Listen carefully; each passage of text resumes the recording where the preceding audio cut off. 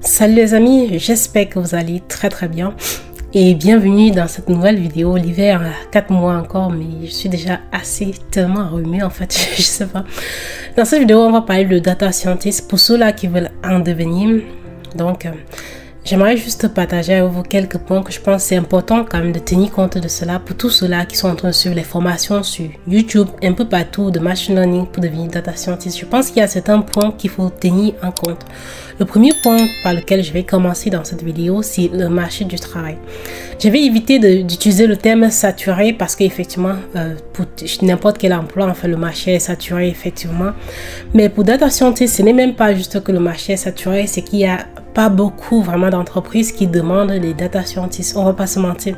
Il y en a beaucoup plus qui demandent par exemple une analyse de données qu'un scientifique de données. Il y en a beaucoup plus d'entreprises qui seront à même de demander les services d'un data analyst qu'un data scientist vraiment. Sincèrement, parce que data scientist en réalité c'est plus coûteux en temps normal, et puis data analyst c'est beaucoup plus pour les entreprises, les petites et moyennes entreprises. Très souvent ils ont besoin que de ça, pas forcément un data scientist. Ce qui fait que il y a en fait moins d'offres d'emploi pour ce domaine-là. C'est même pas juste que le marché est saturé en fait, parce que là pour data analyst on dit qu'il y a beaucoup d'offres d'emploi, mais c'est qu'il y a énormément de candidats. Mais cette fois-ci c'est qu'il y en a même pas assez d'offres d'emploi en fait. Donc c'est vraiment ça, c'est un marché qui est quand même assez compétitif, je dirais. Donc c'est une chose qu'il faut tenir compte de cela. Deuxième point que je veux mentionner, c'est au niveau du diplôme. Très souvent, vous allez voir, la plupart des métiers de TI, on ne va pas vous demander forcément des gros diplômes, en fait, maîtrise, doctorat et tout. Très souvent, on ne va pas vous le demander. Mais pour ce métier spécifique de data scientist là, moi, j'ai expérimenté tout le temps, on va vous demander au moins un diplôme de maîtrise ou bien de doctorat. Je vous assure que c'est une exigence, sincèrement, parce qu'effectivement, il y a des gens qui vont vous dire, même sans diplôme, vous pouvez avoir. C'est vrai, mais il va vous falloir combien de temps en fait? Vous allez postuler combien de temps pour pouvoir avoir la vérité? Donc, c'est quelque chose, c'est un métier que on va vous demander d'avoir un bon diplôme pour cela. Donc, soyez-en sûrs. Si vous avez même les compétences, connaissances qu'il faut, et que vous venez juste de vouloir entrer dans le métier, on va vous demander un bon diplôme. Donc, rassurez-vous d'avoir au moins une maîtrise ou bien un baccalauréat ou bien une licence avec deux années de formation en big data ou je sais pas quoi d'autre. Mais il vous faut cela, il vous faut plus que votre baccalauréat ou bien votre licence. Ça, c'est très important. Ce sera une exigence dans presque tous les offres d'emploi que vous allez avoir. Donc, ça, c'est deuxième point. Troisième point, c'est un point assez important que je trouve très important. En fait, ce sont les attentes que l'entreprise aura vis-à-vis de vous. Vous savez, il y a un phénomène que moi, personnellement, je l'ai vécu plusieurs fois. Par exemple, quand tu fais l'informatique, les gens ont tendance à croire que tu connais tout en informatique, en fait.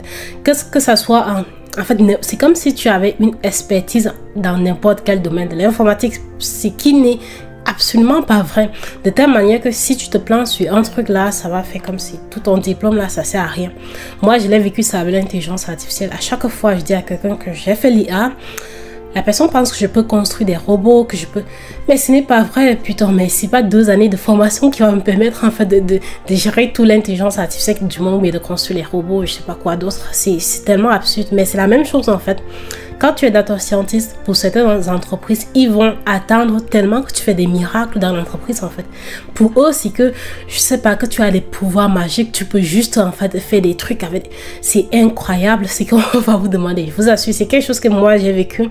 Je suis analyste de données, mais ça m'arrive parfois que les entreprises, toujours en train de vouloir plus en fait, ils vont vous demander de... Est-ce qu'avec l'intelligence artificielle, tu peux faire telle chose et tout? Est-ce que, normalement, avec tes connaissances en IA, tu vas pouvoir faire ça normalement? Pourtant, ils ne savent rien de cela. Ils ne savent rien de mes compétences, de ce que j'ai appris et tout. C'est quasiment la même chose dans ce métier-là. Je pense qu'un data scientist, parfois, on en demande trop, beaucoup plus que ce que la personne, en fait, peut donner, peut vous fournir comme service et tout. Beaucoup plus que ses connaissances, en fait, ses compétences et même ce qui est même réalisable à la limite. Donc ça, c'est une autre chose à tenir compte de cela. La dernière chose que je vais vous parler, data scientist comme tous les autres métiers de data, ça change rapidement. Aujourd'hui, c'est Power BI pour data analyst. Je vous ai tellement parlé de ça. Chaque fois que moi, personnellement, tous les entrevues que j'ai passées, on m'a parlé de Power BI. C'est quelque chose aussi que moi, j'ai pas appris ça à l'école. C'est quand j'ai fini mes études que j'ai commencé à travailler, que j'ai entendu même parler de Power BI, je savais même pas ce que c'est. Donc si ça fait des outils, il faut vraiment vous habituer à le changer et être à jour dans toutes ces choses-là.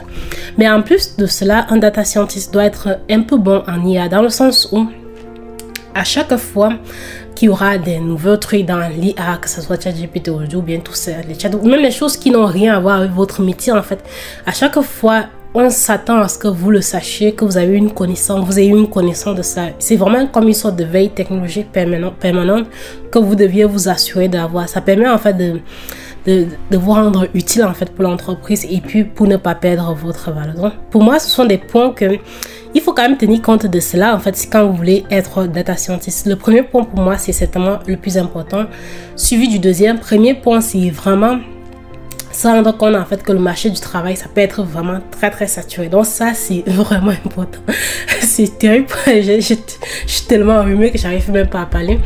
Et puis le deuxième point, c'est vraiment se rendre compte que il vous faut un bon diplôme pour cela. Vous deviez avoir un bon diplôme, maîtrise, doctorat, ça c'est très important. Donc ça, ce sont mes deux premiers points que je pense qu'il faut vraiment prêter attention à ça. Troisième point maintenant, c'est important de savoir que parfois on aura des grosses attentes vis-à-vis. Les entreprises en fait vont vouloir que vous faites des trucs vraiment énormes. Mais vous n'avez pas les super pouvoirs et tout. Donc vous faites juste ce que vous pouvez faire. Et par la suite, donc, vous allez être tout le temps en train d'apprendre de nouvelles choses parce que vous deviez avoir une veille technologique, avoir des bonnes connaissances, les connaissances qui sont toujours à jour pour que vous ne soyez pas comme obsolète pour l'entreprise. Donc c'est tout pour la vidéo. Surtout n'hésitez pas à vous abonner à la chaîne, surtout laissez-moi un pouce bleu et dites-moi en commentaire si vous avez comme d'autres choses que vous pensez c'est bien en fait qu'on pourrait ajouter pour ceux-là qui veulent devenir data scientist.